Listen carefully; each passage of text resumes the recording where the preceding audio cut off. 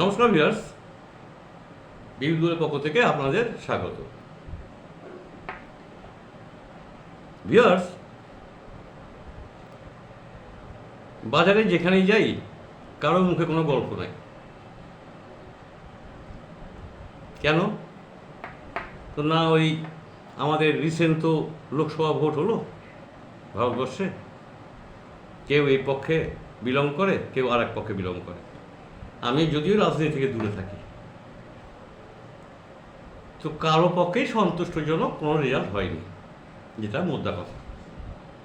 ভারতবর্ষের যারা ভারতের বাইরে থেকে আমার প্রতিবেদন দেখছেন তাদের বলছি, ভারতে আমাদের লোকসভার যে নির্বাচন, তাতে এই যে ফল, তাতে বিরোধীরাও সন্তুষ্ট হয়নি আর শাসক দলও সন্তুষ্ট হয়নি। এইরকম একটা রেজাল্ট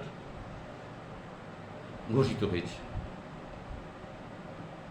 ন্যাচারালি সবারই মন খারাপ, আবির মাখানো নাই, হাত গোল পিটানো নাই, সব নিস্তব্ধ।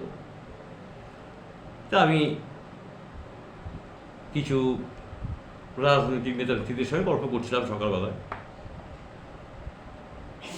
দেখলাম যে ওদের মানসিকতা ভালো না। ঠিক আছে, বাজার থেকে ফিরে এলাম।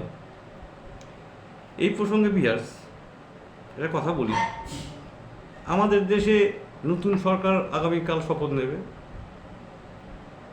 তার সাফল্য, সেই সরকারের সাফল্য বা দীর্ঘসূত্রতা আমি কামনা করি। ভালো কাজ করুক, দেশের জন্য কাজ করুক, আমি নিশ্চয়ই চাইব।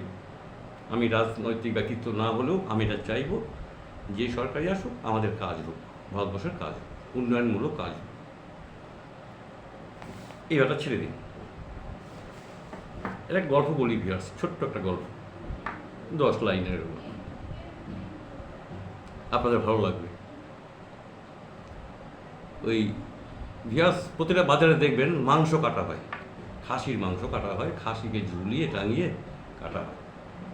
আর কিছু ছাগল দেখবেন পাশেই রাখা থাকে, অর্থাৎ ওই খাসিটা শেষ হবে আবার একটা খাসি কেটে ঝুলিয়ে দেওয়া হবে। এটা হচ্ছে প্রচলিত প্রথা, সব জায়গায় দেখা যায়। যদিও মর্মান্তিক, এই নির্মমতা আমাদের আর সহ্য করেও মাংস খাই, এটা আমার কতখানি বেদনাদায়ক সে যাই হোক, অনেকে বোঝেন অনেকে বোঝেন না। তো সেই কষাই মাংস বিক্রি করছে, প্রচুর খদ্দের। এর মধ্যে একটা ছাগল, ওই যেগুলো এক্সট্রা ছাগল রাখা আছে, একটা ছাগল খুলে পালিয়ে যায়, গলা থেকে দইটা খুলে পালিয়ে যায়। এবার দৌড় দৌড় দৌড় দৌড় ওকে ধরার জন্য ওই কষাই দৌড়াচ্ছে, এদিকে খদ্দের দাঁড়িয়ে আছে মাংস নেওয়ার জন্য। যাই হোক, সেই খাসিটাকে আর ধরা যায়নি। খাসিটা একটা জঙ্গলে গহন অরণ্যে ঢুকে পড়ে নিজের জীবন রক্ষার জন্য। যখন গহন অরণ্যে ঢুকে গেল, তো সেখানে বনের যে রাজা সিংহমামার সঙ্গে সেই ছাগলের দেখা। কসাই তো ফিরে গেল, খদ্দের আছে দোকানে, যাকে একটা খাসি গেছে, 5,000 7,000 গেছে ও চলে আসলো। এবার ওখানে সিংহমার সঙ্গে দেখা। সিংহমা ছাগলকে বলছে, ছাগল ভাই তুমি কোথায় দৌড়াচ্ছ কেন?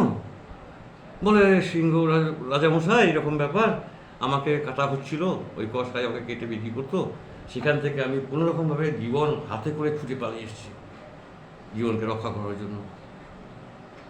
তো রাজামশাই আপনি আমাকে খেয়েন না, আমাকে খাবেন না? তো বলে, না না আমি খাবো না তোমাকে, থামো। ঠিক আছে থামো, তুমি একটু এখানে জিরাও, এই গাছতলায় তুমি একটু শো। ছাগল শুয়ে আছে। সিংহর কি হলো ভিউয়ার্স, সিংহরও পেটে খুব খিদে, ও খাওয়ার সন্ধানেই বেরিয়েছে। ও কিন্তু ছাগলটাই খেলো না, ওর মায়া হলো। বলল, ছাগল ভাই তুমি আমার সঙ্গে আমার গুহায় চলো। ছাগলকে নিয়ে গুহায় গেল। গুহায় গিয়ে বললো, তুমি রাতে এখানে ঘুমাবে আর সারাদিন এই জঙ্গলে ঘাস পাতা চড়ে চড়ে খাবে, ব্যাস ঠিক আছে। ছাগল তো ভাবলো, যাক ভালোই হলো, একটা শেল্টার পেলাম। তো সিংহকে অন্য জন্তুরা বলছে, রাজামশাই আপনি একটা এত সুস্বাদু একটা খাবার খেয়ে দিচ্ছেন না কাউকে, কেন? না না, ও খেতে হবে, ছেড়ে দাও, ও যখন মারা যাবে তখন ওকে আমরা ভক্ষণ করবো, এখন দরকার নেই। ও আমার কাছে আশ্রয় নিয়েছে, থাক। যথারীতি ছাগলকে কিন্তু কেউ খেলো না। স্পর্শও করলো না। অনেক দিন পর, এই 2 বছর 5 বছর পর ছাগলটা মারা যায়। ছাগলটা যখন মারা যায় তখন ওই সিংহ গোসাই, ওই রাজামশাই আর কি, সব জন্তু জানোয়ারদের ডেকে বললো যে ওই ছাগল তো মারা গেছে, চলো এখন আমরা ভক্ষণ করি। তখন ছাগলটাকে সবাই মিলে ভক্ষণ করলো। এবার এই গল্পের মধ্যে বিয়াস কি ঢুকে আছে, কি লুকিয়ে রয়েছে, সেটা আপনাদের উদ্ধার করতে হবে।